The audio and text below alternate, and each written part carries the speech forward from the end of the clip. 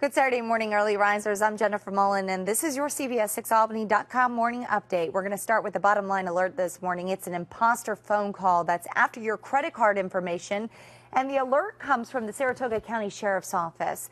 It says a resident alerted the agency after receiving a phone call from someone else claiming to be with the sheriff's office. Well, that caller asked the resident for a donation, making a hard push to get the resident's credit card information. The resident did not give out the info and hung up on the caller and then called police. So now the Saratoga County Sheriff says if you get one of these phone calls, don't offer up any credit card or debit card information. Instead, call the sheriff's office to report the incident immediately. Well, it's safety first in Queensbury as the area teens there create a campaign for more attentive drivers. The governor's traffic safety committee is calling on sophomores and juniors from different high schools around the state to come up with a teen-focused strategy to stay safe on the roads. Organizers who have seen their lives impacted by distracted driving, they have a simple and stern message for young drivers this morning. There's nothing on your phone. There's nothing on the radio. There's nothing other than driving that's more important than your life or the life of your best friend or my life. And when you're on the road, you've got an obligation to look out for everyone who's out there.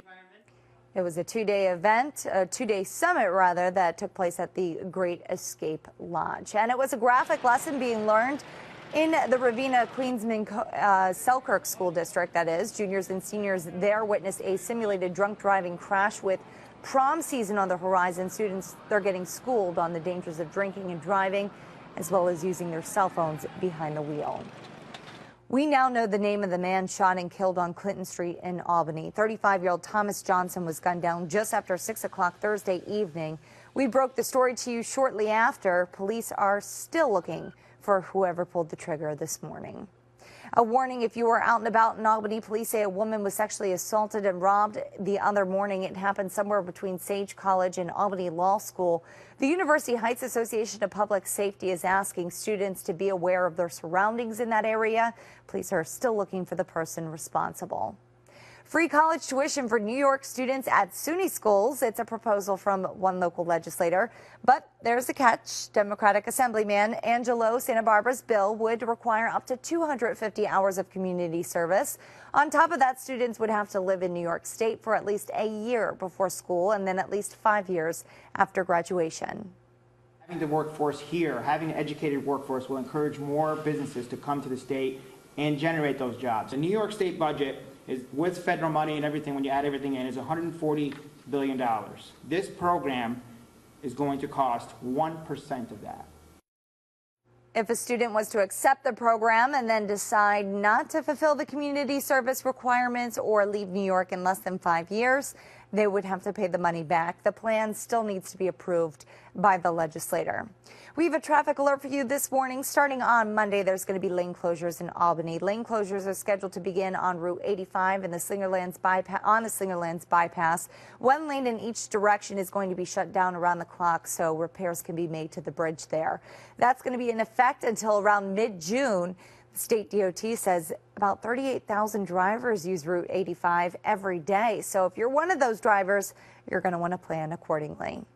America's most prestigious horse race this weekend. Today, in fact, it's known as the greatest 2 minutes in sports for its approximate run time.